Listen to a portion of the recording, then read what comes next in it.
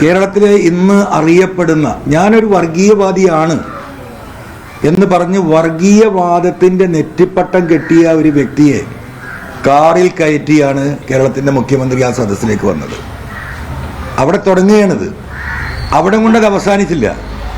നമുക്കറിയാം, ഇന്ന് ഇന്ത്യ കണ്ട ഏറ്റവും വർഗീയവാദിയായ ഫാസിസ്റ്റായ ഒരു മുഖ്യമന്ത്രിയാണ് അജിത് യോഗി എന്ന കാര്യത്തിന് കേരളത്തിലെയും ഇന്ത്യയിലെയും ജനങ്ങൾക്കൊരു സംശയമില്ല. അതിലേക്ക് നിരവധിയായ മുഖ്യമന്ത്രിമാർ കേരളത്തിലുണ്ട്, ഇന്ത്യയിലുണ്ട്. നമുക്കറിയാം, കേരളം കഴിഞ്ഞാൽ ഏറ്റവും കൂടുതൽ സ്വാമിമാർ വരുന്നത് കർണാടകയിൽ നിന്നും ആന്ധ്രയിൽ നിന്നാണ്, തമിഴ്നാട്ടിൽ നിന്നുമാണ്.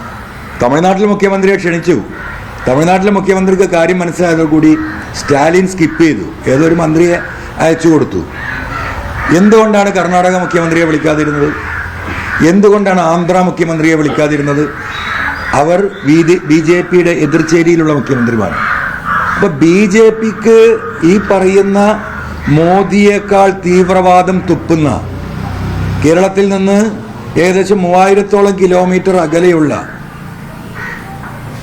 യോഗിയെ തന്നെ ഇവിടെ കൊണ്ടുവരാൻ എന്തുകൊണ്ട് ശ്രമിച്ചു? എന്താണ് അതിന്റെ പിന്നിലെ ഉദ്ദേശം? ഉദ്ദേശം വളരെ കറക്റ്റാണ്, നമുക്കെല്ലാവർക്കും അറിയാം. ഇതിലെ രാഷ്ട്രീയമായിട്ട് CPM-നെ സംബന്ധിച്ച് വലിയ തകർച്ചയിലാണ്. കേരളത്തിലെ പൊതുസമൂഹം ഈ ഗവൺമെന്റിനെതിരാണ്. ഓരോ ഘട്ടങ്ങളിലും കഴിഞ്ഞ ഒരു മാസമായി ചർച്ച ചെയ്തിരുന്ന പോലീസ് വിഷയങ്ങൾ, അതിപ്പം മൂടി വെക്കാൻ ഒരു സാഹചര്യം കൂടി ഈ വഴി അവർ ഒരുക്കുകയാണ്. പക്ഷേ ഒരു തെരഞ്ഞെടുപ്പിലേക്ക് കടന്നു പോകുന്ന കേരളം ആ തെരഞ്ഞെടുപ്പിൽ അമ്പേ പരാജയപ്പെടും എന്ന് പരിപൂർണമായും മനസ്സിലാക്കിയ മുഖ്യമന്ത്രി തന്നെയാണ് വർഗീയമായിട്ട് ഇതിനെ വിഭജിക്കാനുള്ള ശ്രമം നടക്കുന്നത്. ശബരിമല എന്ന് പറയുന്നത് ഒരു മതസൗഹാർദ്ദത്തിന്റെ കേളി കേന്ദ്രമാണ്.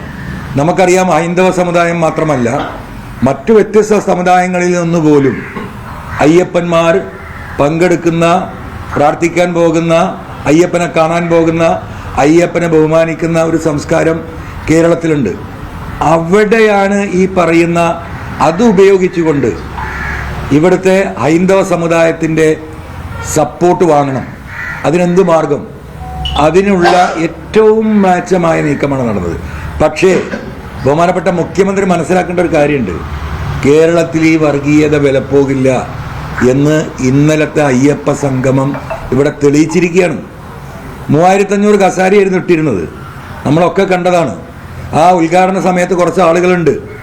ആ ആളുകളെ തന്നെ ഇതുമായി ബന്ധപ്പെട്ട, ദേവസ്വവുമായി ബന്ധപ്പെട്ട ഉദ്യോഗസ്ഥന്മാർ, ആ ജില്ലയിലെ മുഴുവൻ സർക്കാർ ഉദ്യോഗസ്ഥന്മാർ, തൊട്ടടുത്ത ജില്ലയിലെ സർക്കാർ ഉദ്യോഗസ്ഥന്മാർ, SNDPയുടെ കേരളത്തിലെ ആകെയുള്ള നേതാക്കന്മാർ, ഇവരെയെല്ലാം തട്ടിക്കൂട്ടിയിട്ട് എന്തുകൊണ്ടാണ് ഇത്തരത്തിലുള്ള വലിയ ഒരു പരാജയത്തിലേക്ക് ഇത് പോയത് എന്ന് പരിശോധിക്കപ്പെടേണ്ടതാണ്. അതിൻ്റെ ആദ്യത്തെ തെളിവാണ് നിലമ്പൂർ തെരഞ്ഞെടുപ്പ്.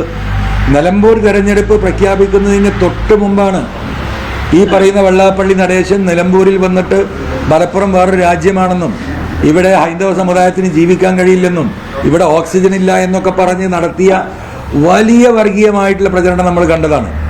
എന്താ റിസൾട്ട്? സാധാരണഗതിയിൽ പാർലമെന്റ് തെരഞ്ഞെടുപ്പിൽ 18,000-ഉം 20,000 വോട്ട് BJPക്ക് നിലമ്പൂരിൽ കിട്ടാറുണ്ട്. നിയമസഭയിൽ 12,000 തൊട്ട് 14,000 വരെ കിട്ടാറുണ്ട്. ഇത് 6,000-ലേക്ക് കൂപ്പുകുത്തി. അതാണ് കേരളം.